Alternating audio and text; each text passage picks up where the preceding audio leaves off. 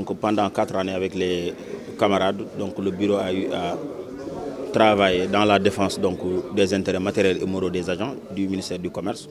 Donc ce furent 4 belles années donc, de collaboration, donc, de contribution à la bonne marche du ministère, donc d'échanges, donc de relations avec les autres, en relation avec les autorités du ministère, donc, et parfois aussi des relations un peu heurtées. Toujours est-il que la vie syndicale, c'est pas toujours un long fleuve tranquille. Donc durant toutes ces années, nous nous sommes évertués, comme je l'ai dit tout à l'heure, donc à mettre en avant l'intérêt des travailleurs que nous sommes. Aujourd'hui, nous sommes à la fin donc, de cette mission et c'est avec beaucoup de satisfaction donc, que nous allons rendre donc, le tablier et laisser notre ex-secrétaire général adjoint, donc M. Ibrahim Ngom, qui sera désormais le SG du SYNACOM, donc continuer donc, à nous défendre, continuer à porter nos revendications et nous serons tous à ses côtés mobilisés donc, pour le soutenir avec son équipe. Donc la prise en charge surtout des revendications, donc surtout le traitement salarial, la situation précaire des agents dits temporaires qui ne sont pas encore intégrés dans la fonction publique. Donc il y a des exercices de solutions qui sont là. Pour certains, bon, pour d'autres, il faudra continuer le combat.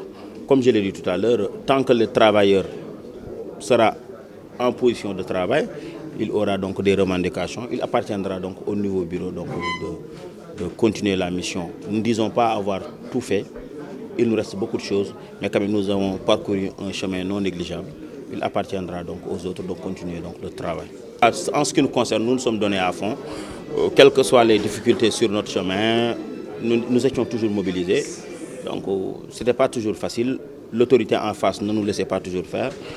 Parfois même c'était des relations un peu heurtées, des coups de poing à gauche, à droite.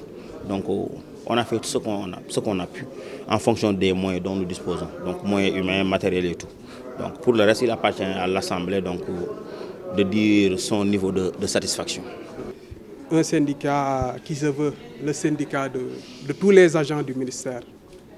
Je voudrais dire que le premier agent du ministère, c'est le ministre.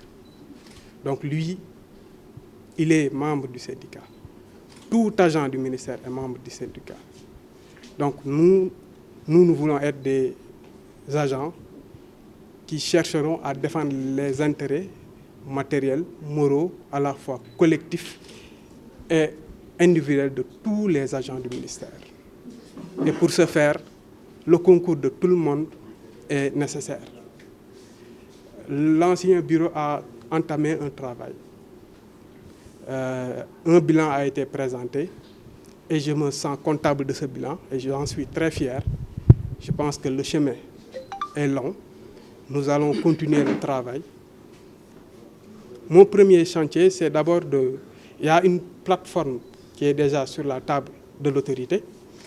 Peut-être essayer de la réactualiser, mais aussi d'entamer de nouvelles discussions pour que les revendications qui ont été les nôtres puissent être satisfaites.